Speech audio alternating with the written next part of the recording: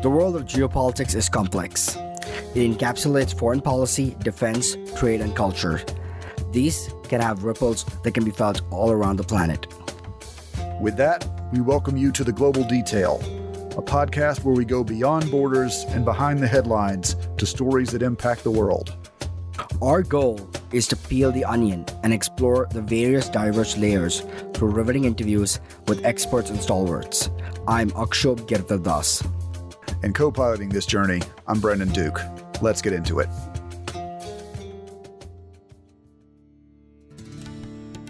Few writers know the actual power of words like Aatish Taseer. Born in Britain to a Sikh Indian mother, his father, Salman Taseer, was a Pakistani Muslim and the 26th governor of Punjab.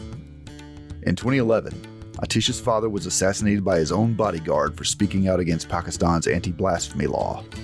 The inescapable politics of the subcontinent influenced Aatish to write essays and nonfiction before returning to the art form of the novel, which had been his original goal as a writer. Eastern by ancestry and Western by his upbringing, Aatish has famously dated a lady from the British royal family and is currently married to a man and lives in America.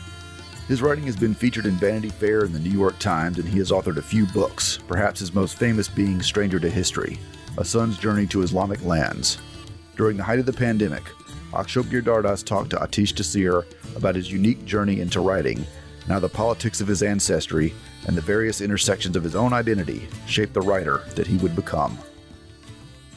I last had the chance of meeting you in the BC era, that is the before COVID era, in New York, when the world was all hunky-dory, because it does seem like it is a seminal moment. It does seem like a different era altogether. So a lot has changed since then. I wanted to use this opportunity to kind of touch base and, in the wise words of Julie Andrews, let's start at the very beginning, a very good place to start. So, Aatish, through your writing, obviously, you've really, you grew up the way a lot of schoolboys were passionate about reading. Enid Blyton and Roald Dahl, the kind of books that I was introduced to. My dad, being a Woodhouse fan, also told me that Woodhouse is the way to go.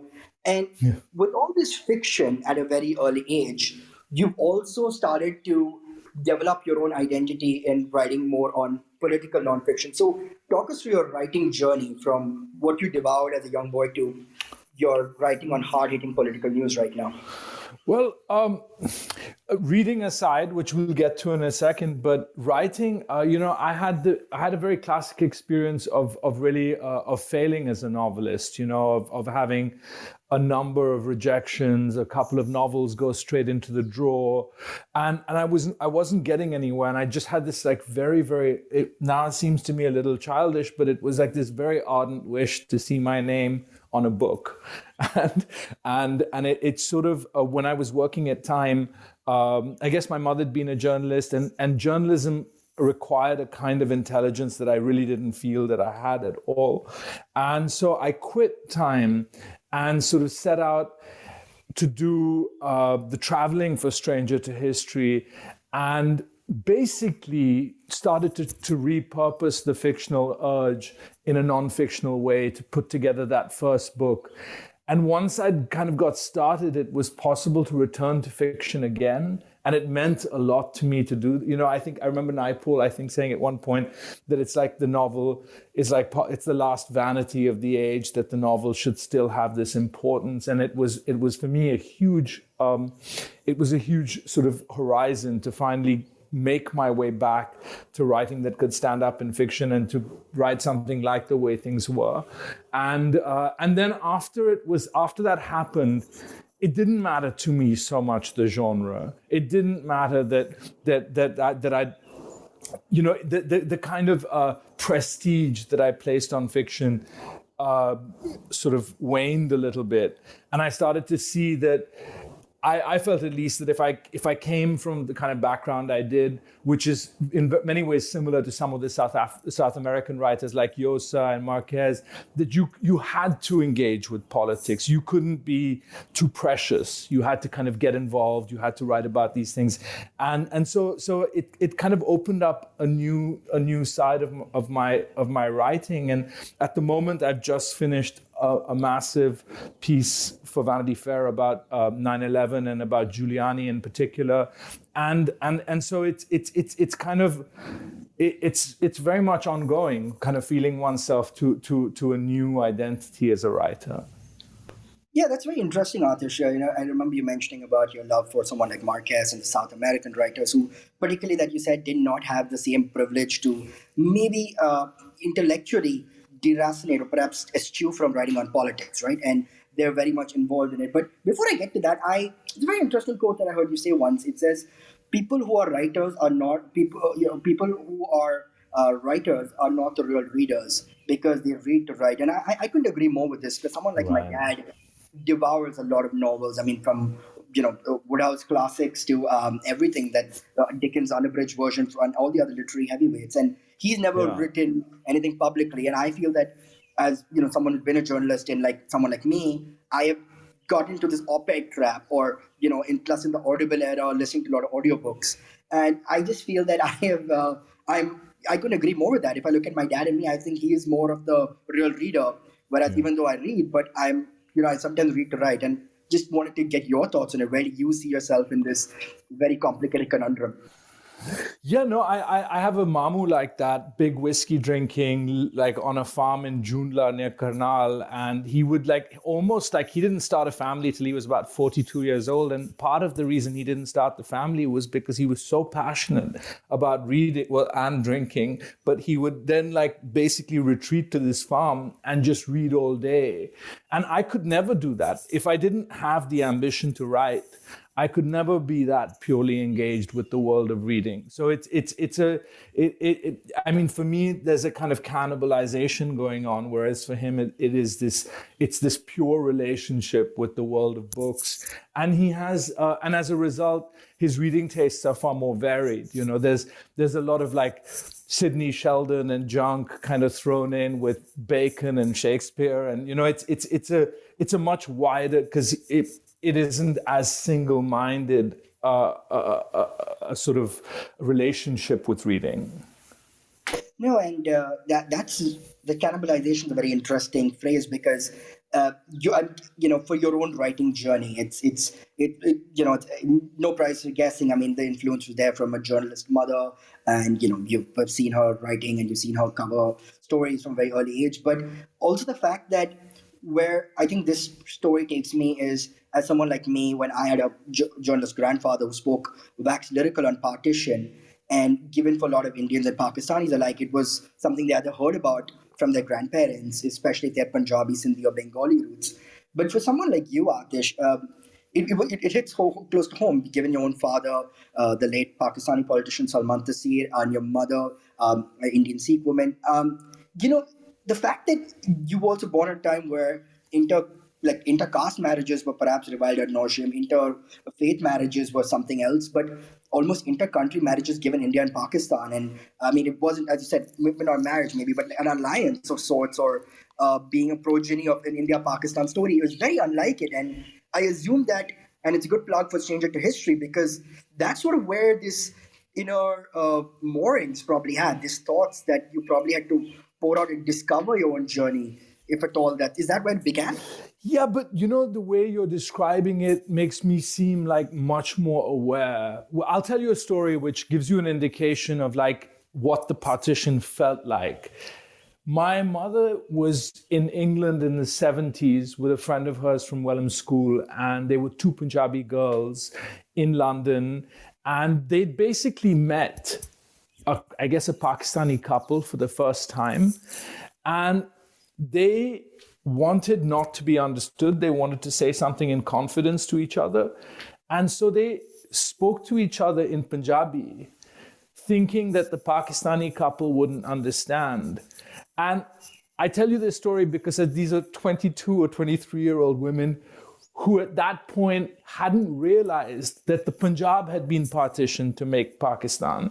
So it was it gives you a sense of how ahistorical in some ways that upbringing was, and how unspoken about the partition was. And so I tell you this because even after my mother had this love affair with my father and I was born and things like that, she was much more aware of what Pakistan was and what the partition had meant, and she passed some of that on to me. But it was a discovery for her late in life, and it was also kind of a discovery for me. Like growing up in Delhi in the 80s through the 90s, I had no idea of, I mean, I was aware that there was this kind of a sort of absence left by my father, and I felt it very in a personal way related to not having a father in a patriarchal society like India. But the Pakistani part was very small till really about the age of 20 or 21, when I kind of made that first journey, and the sort of partition, the invisible partition that existed in my mind suddenly kind of was rent, but so to answer your question, it was not very much a part of growing up at all.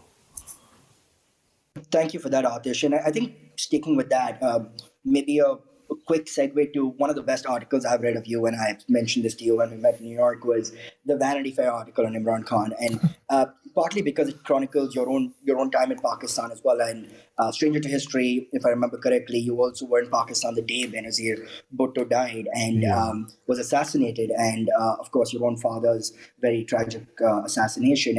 And maybe if you could unpack the complexities of a few things here, given the fact that your father obviously stood up and spoke out for Asia Bibi and the blasphemy law, and you have someone like Mumtaz Qadri, who is more venerated in some sense in Pakistan, where you see slangs like hashtag like I am Mumtaz, or more people show up for his funeral. And does that, as a writer, and you see that, even if you were to take one step further and look at Mr. Taseer as someone not my father, and see that as a society, and does that concern you at some level? I mean, at a very profound level, obviously.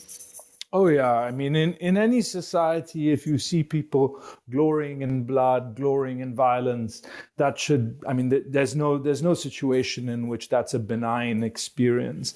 And obviously, if they're glorying in the blood of your father, or it has a certain kind of, I remember being in Islamabad, by the way, for the Vanity Fair story that you'd mentioned. And it was, I suppose it must have been the first time I'd been in Islamabad since my father had been killed. And I remember going to that market where he'd been killed, and it looked like it looked like a kind of defense colony like type market, little shops, a few fancy restaurants.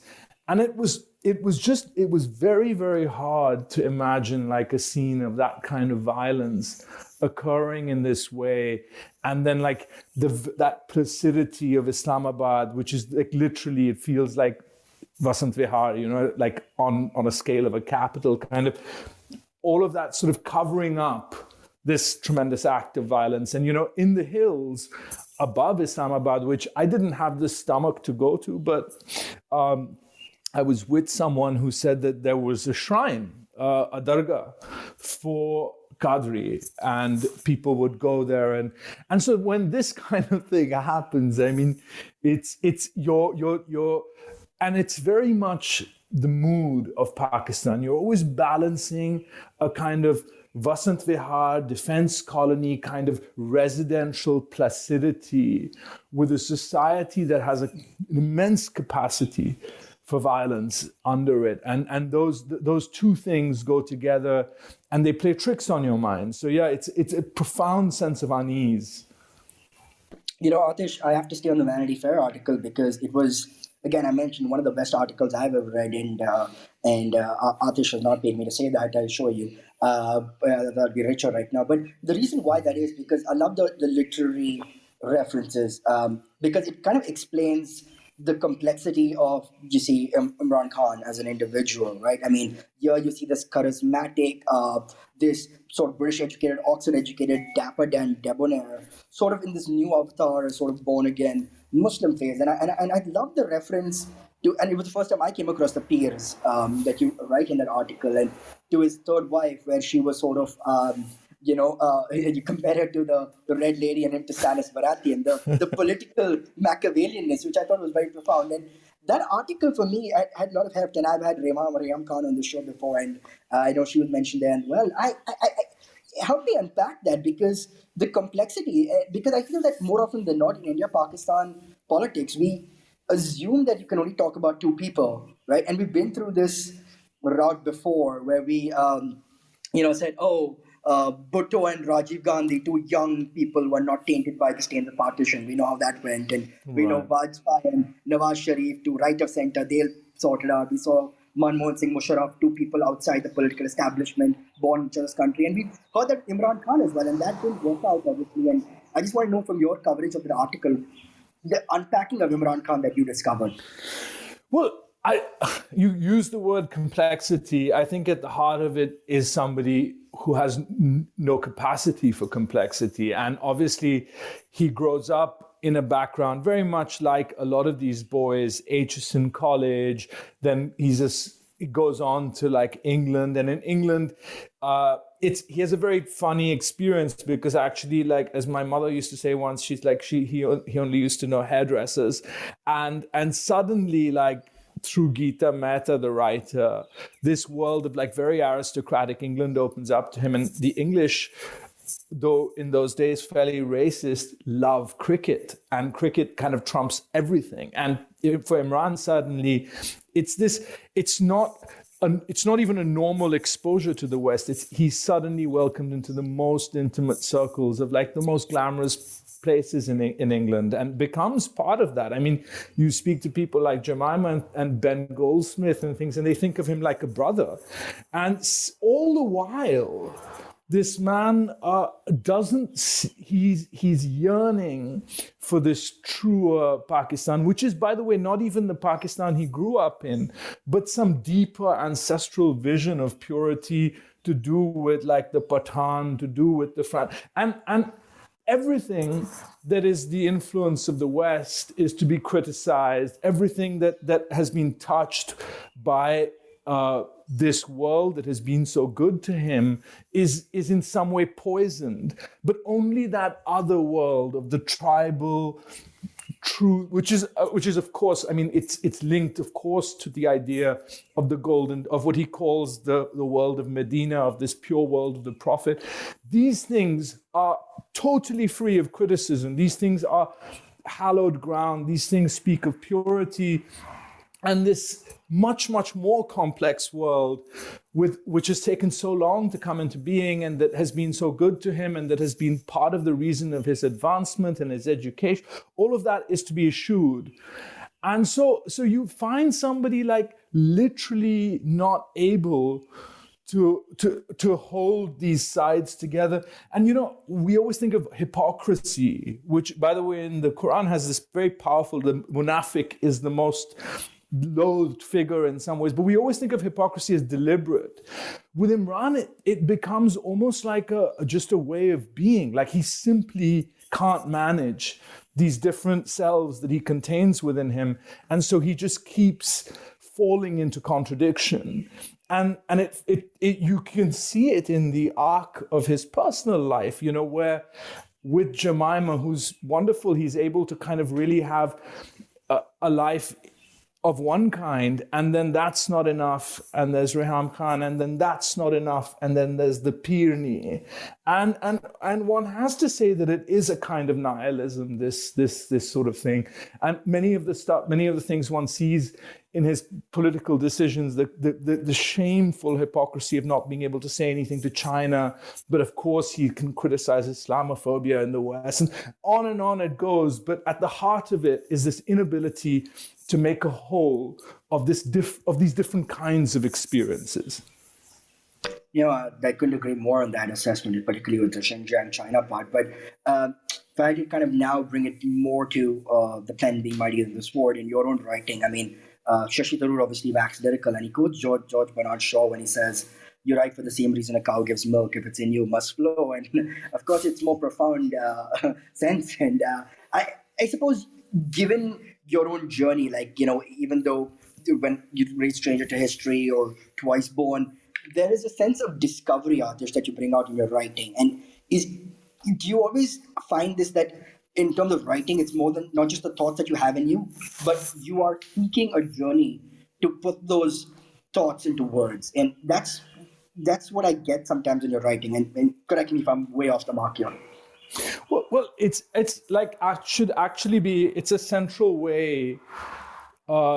It's a key way, I should say, to know if the writing is holding you. I think Naipaul would describe it as being surprised by the writing, but the fact is that that sense of discomfort that one lives with when one is writing, the origin of that sense of discomfort is that you're interacting with material, but you're also in some ways opening up a side of yourself, or opening up, something is occurring that is unexpected. And so that's something that not only is probably true for me, but probably true for a lot of good writing or a lot of good writers. And you should one should look for that.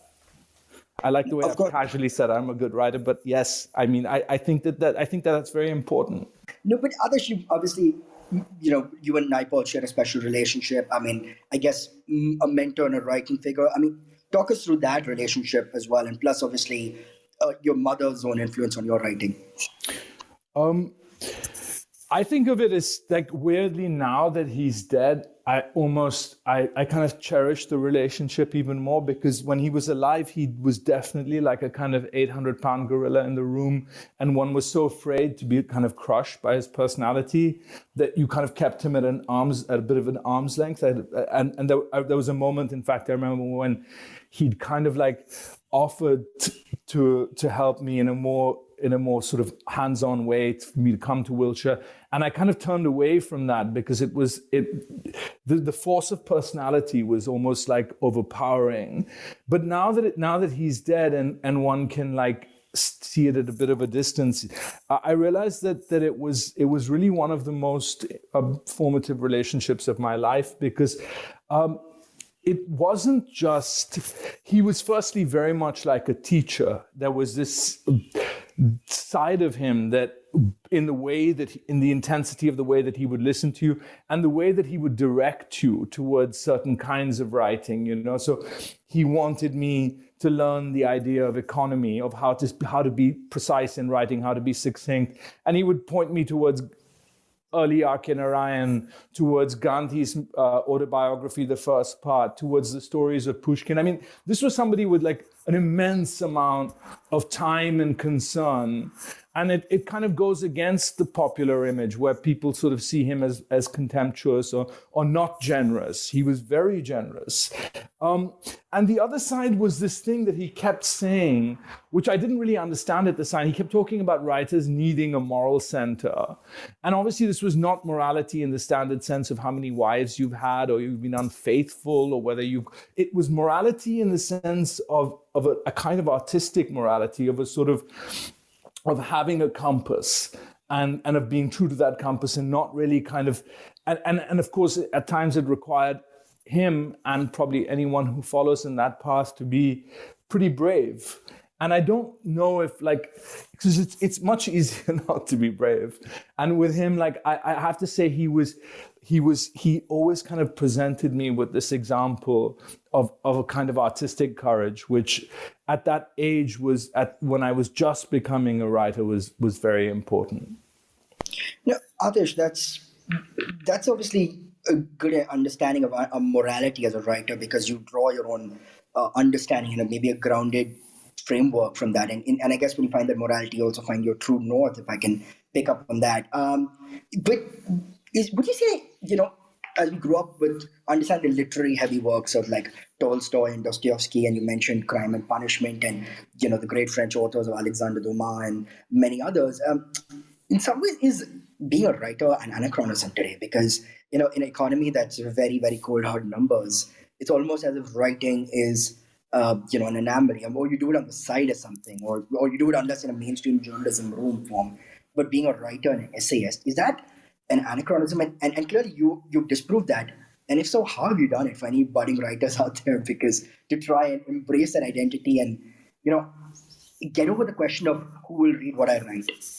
I don't know if I think that people have struggled with this for much longer than we think. I mean, I think, in fact, now there are many more books than there have ever been, many more outlets. There are many more ways.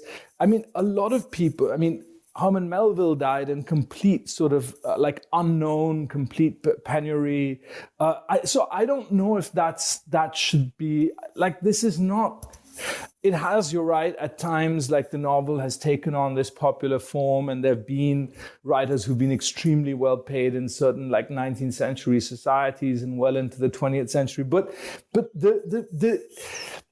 for every one of those people, there was a Kafka, so it's not something that you could be like, oh, is the world ready for me? Am I going to be able to earn my way? It may be that, you write The Wasteland and then you work at a bank for the rest of, and you become the kind of central figure of modernism in English literature. I think that one has to obviously balance practical concerns. Some of my friends teach. I do a lot of journalism to pay my way. And all perhaps hoping for a time when one doesn't have to pay one's way and that you can live by books alone. But I don't think that these concerns are, I don't think we're living in a particularly new environment as far as these concerns matter. They've always been part of the kind of reckoning one makes if you set out on a life that is by its very nature, not just in relation to society, but also in relation to one's own ability to go on. It's the most precarious existence around. Precarious existence indeed. It's something that I was foretold when I joined journalism, that I always compare it to being on, and at least in broadcast journalism, being on the trading floor without the money, because there's screens everywhere and people shouting, but there was no money. But Aatish, your own identity, right? And if I, based on Stranger to History and Twice Born, there's, you've been born in the UK, but you've lived in India and, North and South as well. And obviously Western educated in the United States, and where you live now in New York. How do you see yourself as an Indian writer writing for Western audiences, or more as, how do you look at the balance of, yes, I'm an Indian by identity, but I'm a Western in my thought, even through Naipaul's teachings or through all the consummate reading that I've done. And is that ever this dichotomy that you wrestle with as well? That I am. No, please go on. Well, a couple of things. I mean, firstly, this is an immigrant country. People very easily balance the idea of being a United States citizen with the idea of having another culture to which they belong and to which they have a great affection, and of communicating with that. You've had Italian Americans, you've had Jewish Americans, you've had people like that. That's something that's part of the American landscape. But so leaving that aside, picking up on the point you made earlier, which is that I did very much want to be an Indian writer writing into India and writing for India in a certain way. And it's kind of a difficult thing for me to say this, but I feel like maybe it was part of a kind of naivete. I didn't expect. I feel a hostility. And it's not because there are many people who are very kind to me, but I feel a hostility on a much bigger scale from India. And I wasn't ready for that. And it's soured the relationship in some ways, because a lot of the things that were the source of my affection related to classical India, related to Sanskrit, related to my ambition as a writer. A lot of those things have been kind of turned around. In fact, Nader Naipaul had put it very crudely to me the other day. She said, you have to de-Indianize yourself. And it was a kind of shock to hear it, but it was also a reality, because I don't want to be in a situation where I'm living here and hankering after a place that I potentially can't go to, but that also perhaps doesn't want me. There's a very strong, and it's just, you experienced it. For every person that may come and listen at this clubhouse, there are 10 saying fuck off, you Paki, and that kind of environment, it's just too corrosive. empathize, Aatish. But can you really de-Indianize? I mean, you can be deracinated, but you can take Aatish out of India, clearly. But can you take India out of Aatish? Clearly, your writing would say not likely. No, but it's a little bit like it's like in certain bad relationships where, you know, one sort of sections off an area of vulnerability. And you can definitely harden yourself to those feelings. You can definitely learn to be less naive. You can definitely learn to be less vulnerable. Like, those things do happen. Aatish, we're obviously in June. It's an important month for me because it was my birthday month. But I remember the last time. Thank you. I remember the last time another year older, allegedly another year wiser. But I remember when I met you last in New York. The last time I came to New York before the pandemic, the BC era, as I say, before COVID era, is also at the time when a friend of mine, took me to down and showed me what Pride Month was all about in New York, and took me to the famed bar in New York City. So for me, it was very important to understand that as an ally, and I want to know, as someone who's from your own journey, both Pride literature and your understanding of this personal side of you in understanding Pride in just understand what Pride means to you. Right. Well, it's been a funny kind of, because sexuality for me, like, I always had the two components side by side from all my life. Like, one, as when it came to male sexuality, like, it was something that was purely sexual and didn't have an emotional component.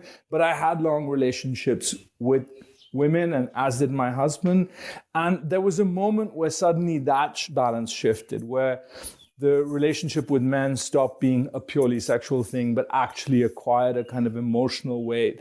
But, I was living in India, and I was very concentrated on certain, like, Indian political, religious, cultural convulsions, historical convulsions. And for me, sexual identity was just, I think there's a very nice, like moment. There's a very nice Baldwin interview where he basically, like, unpacks this feeling where, like, a battle is raging, and unfortunately you have only a limited amount of energy and time. And he would always give it to the racial battle, because that was something like it was so all encompassing. And of course he cared about his sexual identity, and of course he wanted to follow that, but he privileged this other side. And for me, that interview was very important, because I realized, like, I'd very much done the same.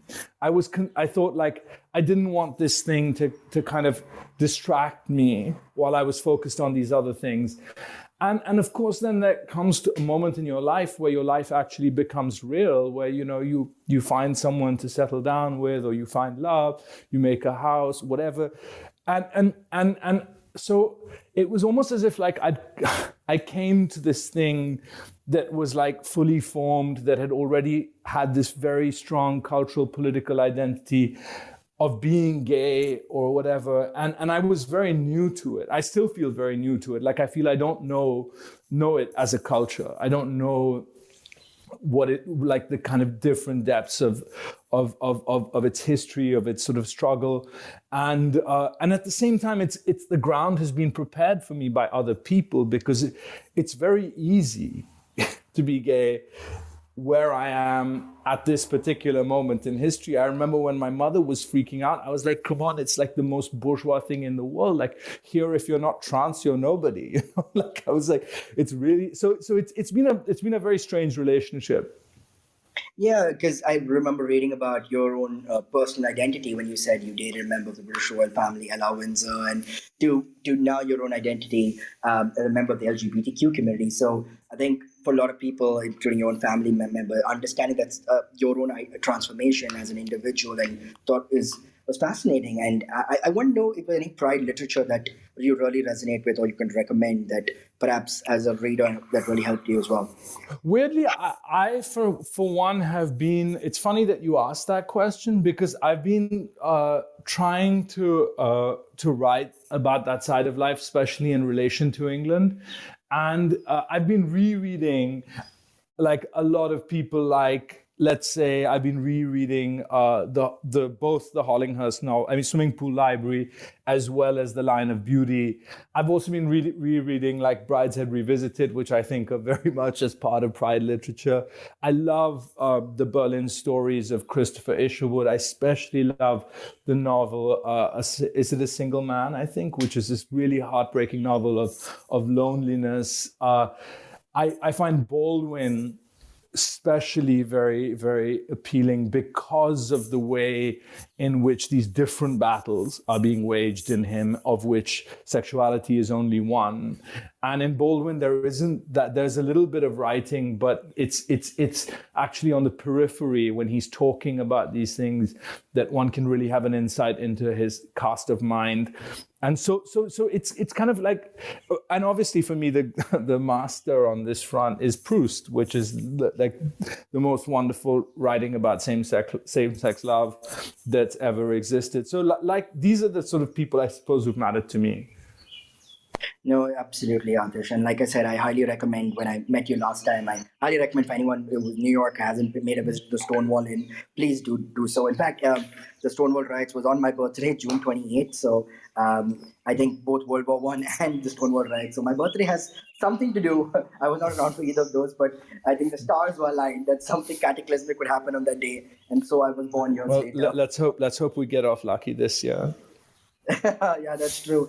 Aatish, you mentioned in an interview recently that even though you've been an Indian person and in your identity, not clearly on passport anymore, but in your identity, and you've always written for India, but you want to wean away from that and write from the West. Is it just the recent events, or do you feel that you need to write to a wider audience? And as someone like me, also based in the US, and there's tendency to get pigeonholed, like, let's turn to this guy for South Asia and you're writing. Is it because your worldly influences, you are a person of the world, you are a very global citizen, is it also a sense of like, I need to speak to a wider audience? No, I'll tell you what it is. It's that I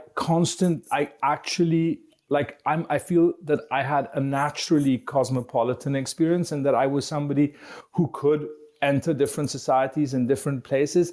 And I very much held all that back in my quest to kind of meet India's demand for authenticity. And I really held that back to sort of almost like remake myself to sort of fit in India. And once that was over, I stopped caring about that. I was like, I will use these other sides of myself and I will enter different experience because I can. And I don't need to shrink myself anymore. And with that, we bring this episode of The Global Detail to a close. Join us next time for more conversations across an eclectic mix of subjects that reverberate around the world. This podcast has been a production of Karkata Media in association with Perspicacity Media LLC. If you have any questions, thoughts, or concerns, email us at globaldetailpodcast@gmail.com, or you can contact us on Facebook and Twitter at Global Detail Pod. This recording, or any portion thereof, may not be reproduced or used in any manner whatsoever without the express written permission of the publisher, except for the use of brief quotations in a review. Copyright 2022 by Karkata Media LLC. All rights reserved.